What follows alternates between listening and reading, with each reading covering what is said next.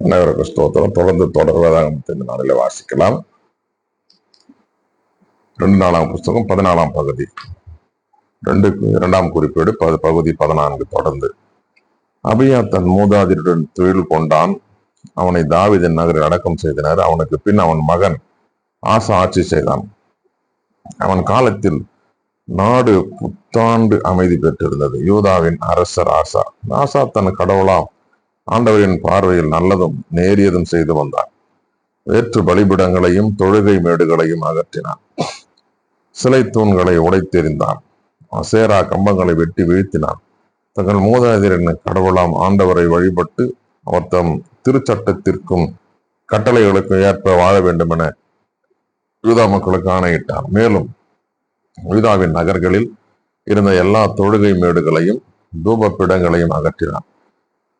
அவன் ஆட்சியில் நாடு அமைதி கண்டது. பின்பு அவன் யூதாவில் அரண்சூழ் நகர்களை எழுப்பினான். ஏனெனில் நாடு அமைதியாக இருந்தது. அவ்வாண்டுகளில் எவனும் அவனோடு போரிடவில்லை. ஆண்டவர் அவனுக்கு ஓய்வு அளித்திருந்தார்.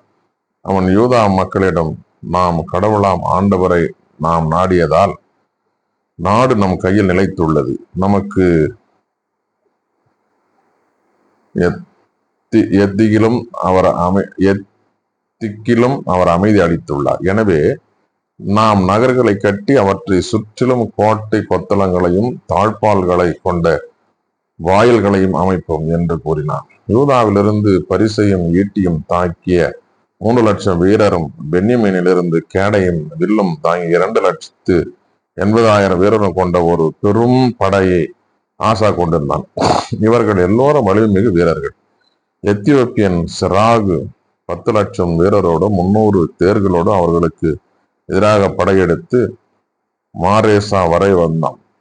ஆசா அவனை எதிர்த்து செல்ல அவர்கள் மாரேசாவில் உள்ள செப்பாத்தா சமவெளியில் போருக்கு அணிவகுத்து நின்றனர். அப்பொழுது ஆசா தன் கடவுளாம் ஆண்டவரை நோக்கி, ஆண்டவரே, வலியோனை எதிர்க்கும் வலிமையற்றவனை காப்பாற்றுபவர் உம்மையன்றி எவரும் இல்லர். எங்கள் கடவுளாம் ஆண்டவரே, உம்மில் நம்பிக்கை வைத்து உமது பெயரால் இப்படையை எதிர்க்க வந்துள்ள எங்களுக்கு துணையாக வாரும். ஆண்டவரே, நீரே எங்கள் கடவுள். மனிதனும் உம்மை மேற்கொள்ள விடாதீர் என்று மன்றாடினான். ஆண்டவர் எத்தியோப்பியரை ஆசா யூதா முன்பாக முறியடிக்கவே அவர்கள் தப்பி ஓடினர். அப்பொழுது ஆசாவும் அவனோடு இருந்த மக்களும் அவர்களை கேரார் வரை துரத்தி சென்றனர். ஆண்டவருக்கும் அவர் மக்களுக்கும் முன்பாக எத்தியோப்பியர் வீழ்ச்சியுற்றனர். அவர்களுள் எவனும் உயிர் தப்பவில்லை. அவர்கள் முற்றிலும் நசுக்கப்பட்டனர். யூதாவின் வீரர்களோ மிகுதியான பொருள்களை கொள்ளையடித்து சென்றனர். மேலும் கேராரை சுற்றியிருந்த எல்லா நகர்களையும் வீழ்த்தினர்.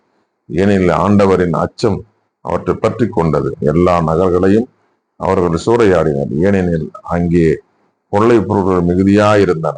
மேலும் அவர்கள் கூடாரங்களை இழுத்து தள்ளி ஏராளமான ஆடுகளையும் ஒட்டகங்களையும் கைப்பற்றி எருசலேமுக்கு திரும்பினர். 15ஆம் பகுதியை தொடர்ந்து வாசிக்கலாம். கடவுளின் ஆவி ஓதேதின் மகள் அசரியாவின் மேல் இறங்கியது. உடனே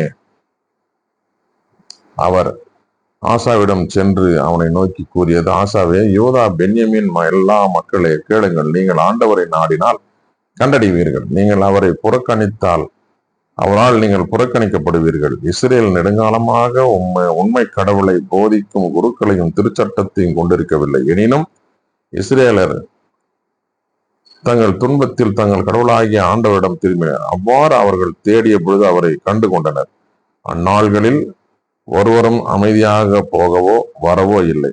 ஏனெனில் நாடுகளில் குடியிருந்தோர் அனைவரிடத்திலும் ஒரே குழப்பமாயிருந்தது. நாடு நாட்டையும் நகரையும் எதிர்த்து ஒன்றையொன்று நசிக்க, ஏனெனில் கடவுள் அவர்களை பற்பல இடுக்கண்களால் துன்புறுத்தினார். நீங்களோ மனதிடன் கொள்ளுங்கள், தளர்ந்து போக வேண்டாம். ஏனெனில் உங்கள் செயல்களுக்கு ஏற்க கைமாறு கிடைக்கும். ஓதேதின் மகன் இறைவாக்கினர் அசரியா உரைத்த இந்த இறைவாக்கை கேட்டபோது ஆசா வீறு கொண்டிருந்தான். யூதா பென்யமின் நாடுகளிலும் இப்ராஹிம் மலைநாட்டில் தான் கைப்பற்றியிருந்த நகர்களிலும் காணப்பட்ட அருவறுப்புகளை அகற்றினார். ஆண்டவரது மண்டபத்தின் முன் இருந்த அவரது பலிபிடத்தை புதுப்பித்தான். பிறகு யூதா பென்யமின் மக்களையும் எப்ராயிம், மனாசே, சிமியோனிலிருந்து வந்து தங்களோடு இருந்த அந்நியர் அனைவரையும் ஒன்று கூட்டினார். ஆசாவின் கடவுளாகிய ஆண்டவர் அவனோடு இருந்ததை கண்டு அவர்கள் இஸ்ரேலை விட்டு அவனும் தஞ்சம் புகுந்திருந்தனர். ஆசா ஆட்சி ஏற்ற 15ஆம் ஆண்டின் 3ஆம் மாதத்தில் அவர்கள் எருசலேமில் கூடினர்.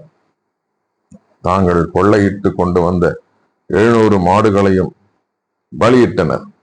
அவர்கள் தங்கள் முழு இதயத்தோடும் முழு உள்ளத்தோடும் தங்கள் மூதாதையரின் கடவுளாகிய ஆண்டவரை நாடுவோர் என்றும் இஸ்ரேலின் கடவுளாகிய ஆண்டவரை யார் யார் நாடாமல் இருக்கிறார்கள் அவர்கள் சிறியோர் பெரியோர் ஆண் பெண் யாராயினும் சாவுக்கு உட்பட வேண்டும் என்றும் ஒரு உடன்படிக்கை செய்து கொண்டார்கள்.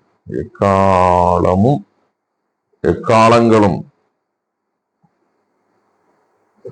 கொம்புகளும் முழங்க மிகுந்த ஆரவார ஆர்ப்பரிப்புடன் ஆண்டவரிடம் ஆணையிட்டார்கள். இதன் பொருட்டு யூதா மக்கள் அனைவரும் மகிழ்ந்தனர். ஏனெனில் அவர்கள் தங்கள் முழு இதயத்தோடு ஆணையிட்டனர். ஆர்வத்துடன் அவரை நாடி கண்டடைந்தனர். ஆண்டவரும் அவர்களுக்கு எத்திக்கிலும் அமைதி அளித்தார். அருவருப்பான சேரா கம்பம் ஒன்றை ஆசாவின் தாய் மாக்கா செய்திருந்தார். அதனால் ஆசா அவளை அரச அன்னை நிலையிலிருந்து நீக்கிவிட்டான். மேலும் அவன் அக்கம்பத்தை உடைத்து தூளாக்கி கிதரோன் பள்ளத்தாக்கில் சுட்டெரித்தான். ஆனால் தொழுகை மேடுகள் இஸ்ரேலினின்று அகற்றப்படவில்லை. இருப்பினும் ஆசாவின் இதயம் அவன் வாழ்நாள் முழுவதும் நிறைவுள்ளதாயிருந்தது. தன் தந்தையும் தானும் நேர்ந்து கொண்ட வெள்ளியையும் பொன்னையும் மற்றும் ஏனைய பொருள்களையும் கடவுளின் இல்லத்தில் அவன் ஒப்படைத்தான். ஆசா ஆட்சியின் 35ஆம் ஆண்டு வரை மீண்டும் போர் எழவில்லை. வாசிக்கு தெரிந்து கொள்ளப்பட்ட 2 நாளான புஸ்தகம் 14 மற்றும் 15 வாசித்து முடிந்தாயிற்று. கடவுளுக்கு மகிமையும் மாட்சிமையும் சதா காலம் உண்டாகட்டும். பிரியமான தொடர் வேதாகத்தில் இணைந்திருந்துங்கள்.